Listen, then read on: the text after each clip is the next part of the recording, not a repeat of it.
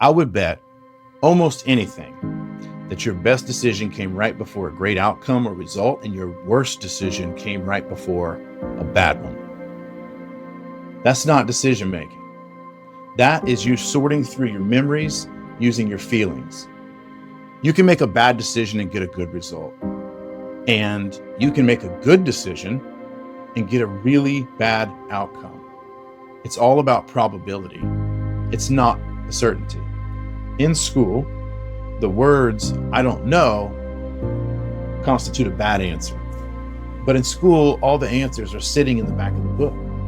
And when we get into the real world, there's no questions with answers in the back of the book. Understanding what we do not know is the first step of every real decision. When you make a decision in your life, in your business, in your relationships, in your work, in your health, these are bets against yourself. You're betting against every other version of you that would have made a different choice. I was completely and fundamentally wrong about how I make decisions, in the exact same way that I think almost everyone I know is wrong. Decisions, they shape our entire lives, and not a single person gave me the gift that I'm about to give you. Today, we're going to reshape how we look at decisions, the outcomes of those decisions, and the frameworks that hold those two things together. This stuff changed me. If you give me a few minutes, I think it'll change you too. Let's prove to you that you do this right now. I want you to take the time to think about and name the best decision that you've made in the last year. Pause the video if you have to, but think about the best choice you made. Now, what's the worst decision that you made in the last year?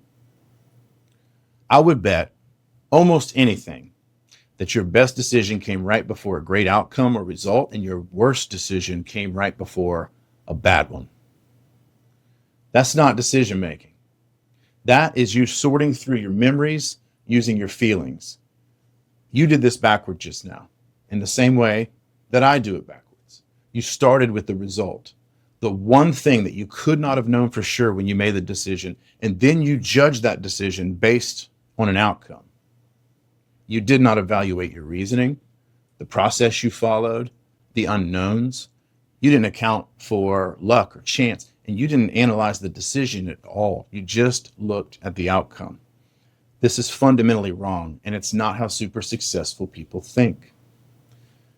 You can make a bad decision and get a good result. And you can make a good decision and get a really bad outcome. It's all about probability. It's not a certainty. And it's not just you. I talk to leaders. I talk to CEOs, to founders, to coaches. Everybody falls into this trap.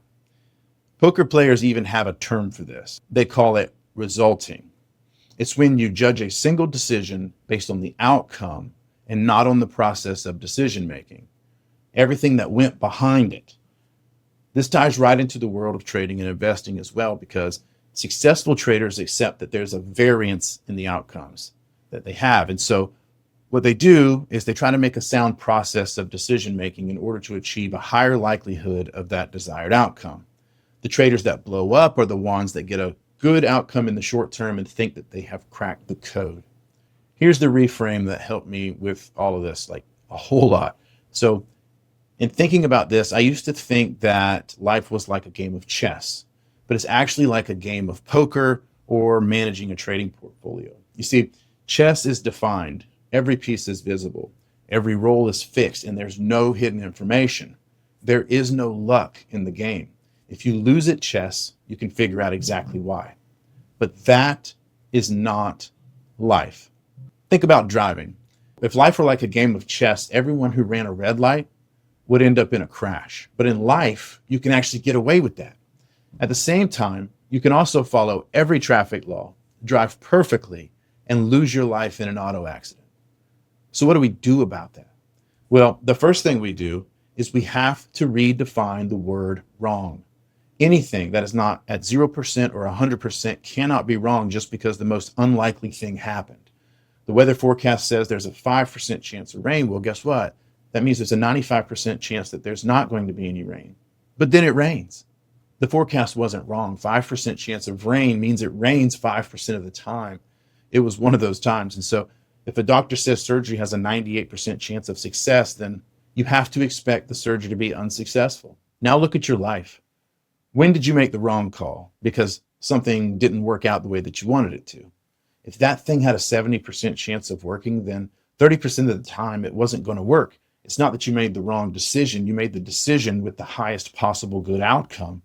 It's just that variance does what it does. Your decision was solid.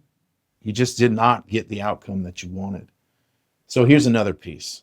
In school, the words, "I don't know," constitute a bad answer. But in school, all the answers are sitting in the back of the book.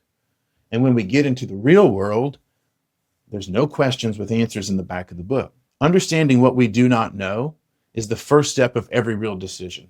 I'm not talking about being humble. I'm talking about real gaps in what you know. You need to be able to say, this is what I know, and this is what I can't know, and this is where I'm just guessing right now if I'm honest. And once you know those things, then you're ready to take a bet. But the best decision makers I've ever met were the ones who were the most comfortable naming exactly what they didn't know, not the ones who actually knew the most.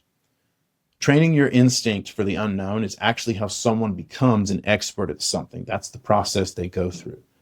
This all brings me to the biggest thing that I want you to walk away with. Every decision, every choice that you make is a bet, but it's not a bet against another person like in poker, and it's not a bet against the market like it is in trading. When you make a decision in your life, in your business, in your relationships, in your work, in your health, these are bets against yourself. You're betting against every other version of you that would have made a different choice. When you played it safe, you bet against the person that didn't. When you left, you bet against the person that stayed. When you sold, you bet against the person that held. And when you let go, you bet against the person that held on. Every single day, we are placing hundreds of bets, and they're all against a version of you that could have been, but it's never going to be. Here's the part that you got to make peace with. You do not control who wins that bet. The world is going to add variables, the luck, the timing, the things that are just unknowable. You in 10 years is not just a result of your choices and your decisions, but it's a combination of your choices and decisions and whatever the world threw at you. So what do you control? You control one single thing, and that's the quality of your bets. Whether you could honestly look up the odds and figure out what the probabilities were or not, whether you could name what you didn't know, and whether you placed a bet at all or you just got too scared. So that's the whole game. The result ends up being the world's business. But the process before you make the decision, well, that's your business. Hey, if you enjoyed today's video, I just wanted to let you know that a lot of the information that I presented was either highly inspired or taken directly from a book written by Annie Duke called Thinking in Bets. You can check that out by looking at a link in the description. I am not affiliated with that at all. It is just a book that I picked up and I read, and it had an impact on me, and I wanted to share that with you. So the thing I would leave you with is that successful people constantly learn and grow. Unsuccessful people think that they already know. Don't stop reading.